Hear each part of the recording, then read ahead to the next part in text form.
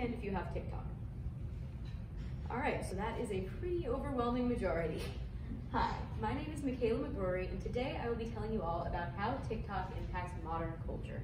So as we've seen, most of you in the room do have TikTok, but even if you don't, I'll be explaining all the ways in which TikTok permeates every aspect of our society, regardless of whether you actually use the app or not. This information is especially pertinent to all of you in the room today because we are the generation that has come of age with social media. And I believe it is very important that we understand what exactly that means for all of us and for our futures. So as a 19-year-old in 2022, I'm well aware that TikTok is absolutely everywhere. However, I myself don't actually have TikTok. I did download it to prepare for this presentation, but in general, I don't like it. But I believe I'm very qualified to talk about this topic for that reason, because as someone who has grown up in the age of TikTok yet doesn't actually have the app, I am well acquainted with the fact that even if you aren't within the bubble of people who use it every day, it can still impact your life on a monumental scale. So today I will be telling you all about TikTok trends and how they shape current popular culture. I'll be telling you about its influence on language and communication, and I will be talking about its interaction with beauty standards and personal identity. So without further ado, let's get started with TikTok trends. We've all seen them, whether we know it or not, you've seen them.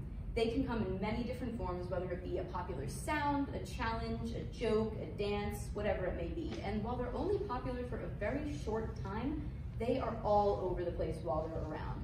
A couple of recent examples, or well, some are recent. There is the corn kid, who I'm sure you've seen. He loves corn. Everyone is very happy about that. It's great. There's the trend of saying, "Who am I to judge?" while standing in front of something you're clearly judging very hard. Or saying, "Tell me your blank," without actually telling me your blank, which is a kind of a fun viral joke. Or even a couple years ago, there was this trend to wear these colorful wigs, which for some reason really stood out in my memory. And that's just the thing with these TikTok trends. There is something for everyone, something that stands out to each individual. And while they're around, they often dominate the conversation and shape the humor of the moment. The New York Times has said that on TikTok you can join a dare-like challenge or participate in a dance meme or make a joke, or you can make fun of all these things. TikTok assertively answers anyone's "what should I watch" with a flood. And clearly, TikTok has all the ammo it needs to dominate the culture of the moment. Similarly, language has that ammo as well. The language on TikTok is really relevant to every person in this room because it is so prominent in the way that we talk to each other. If you scroll through TikTok for a few minutes, I'm sure you're going to find some very specific terms, which is to be expected. You know, it's a social media app. People are going to be speaking their own sort of little lingo. But however, if you walk onto Belmont's campus for even a minute, you will be hit with one of these phrases. You can't even imagine. It is ridiculous. I'm not even on TikTok, and I say them all the time. I have said them, and I'm sure I will continue to say them. And it's not even just me. It's not even my friends who have TikTok. It's my professors, my parents. It's everywhere. You cannot escape them. They spread like wildfire. And language consultant Tony Thorne would agree with me. He has stated that new expressions which might have taken years to spread or which would have disappeared eventually can be shared instantaneously.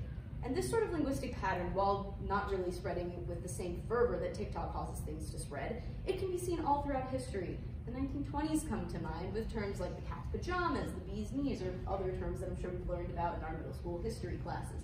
And these terms have come to define the culture of that moment.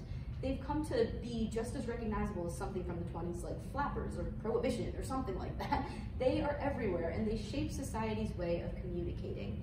Professor Zhou of Changshan University has said that the slang terms from subculture groups are adopted by common people and become common people's vocabulary.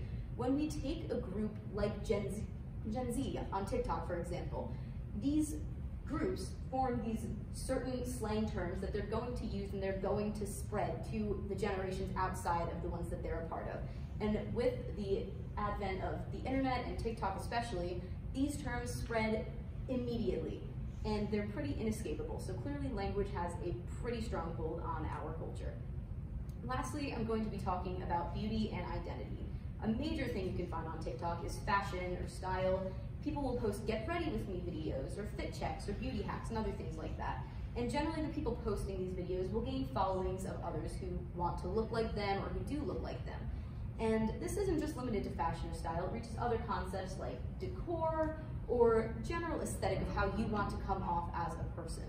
And a major component of this is the TikTok algorithm, which PhD candidates Aparajita Bhandari and Sarah Bimo say determines the type of video content the user is exposed to, and viewing this content makes up the majority of the experience on the platform. So essentially, TikTok recognizes your interests and provides you with relevant content. In terms of style and identity, this creates subdivisions among the app that are tailored to the aesthetic a person has or wants to have, which is a nice thought. It groups you with people who have the same interests as you, it shows you what you're looking to see, but it also begs the frightening question of whether your identity is truly your own or if it is being spoon-fed to you by the algorithm of a social media app. How very 1984, but we need to be talking about it because this is the society that we live in and this is the world that we've created for ourselves, for better or for worse.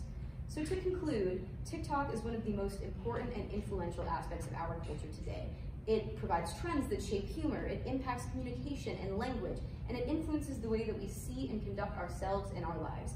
I hope you've learned something about one of the most vital parts of pop culture and society today, and I thank you for listening.